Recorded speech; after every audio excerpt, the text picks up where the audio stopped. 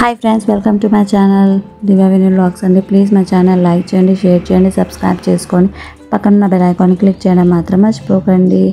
ఇవాళ నేను వచ్చేసి ఒక స్వీట్ రెసిపీ అనేది చూపిస్తున్నాను. మనకి ఎప్పుడైనా స్వీట్ తినాలనిపించినప్పుడు ఈజీగా చేసుకోవచ్చు.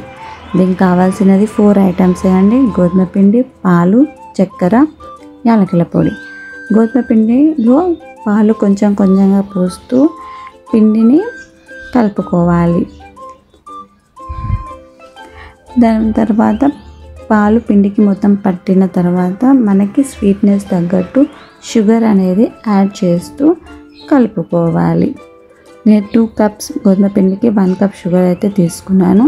అందులోనే కొంచెం యాలకుల పొడి కూడా వేసుకొని ఇవన్నీ పిండికి మంచిగా పట్టేలాగా కలుపుకోవాలి. ఈ షుగర్ అనేది మెల్ట్ అయిపోతుందండి.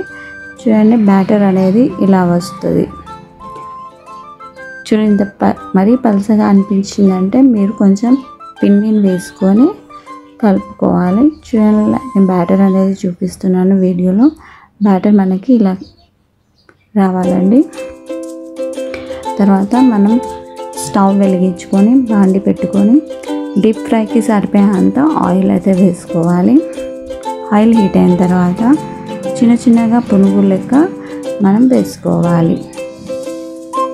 మనం స్టవ్ని medium to high flame adjust చేసుకుంటూ వీటిని మంచి గోల్డెన్ బ్రౌన్ కలర్ వచ్చే వరకు ఫ్రై చేసుకోవాలి.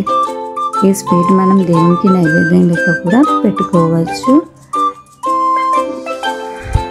గోల్డెన్ బ్రౌన్ వచ్చే వరకు వీటిని మంచిగా ఫ్రై చేసుకొని ఒక టిష్యూ ఉన్న పేపర్లో వీటిని తీసుకోవాలి.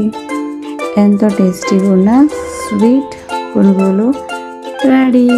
నేనైతే మా ఇంటి దేవుడు గణపతికి అయితే పెట్టేశాను. Thanks for watching.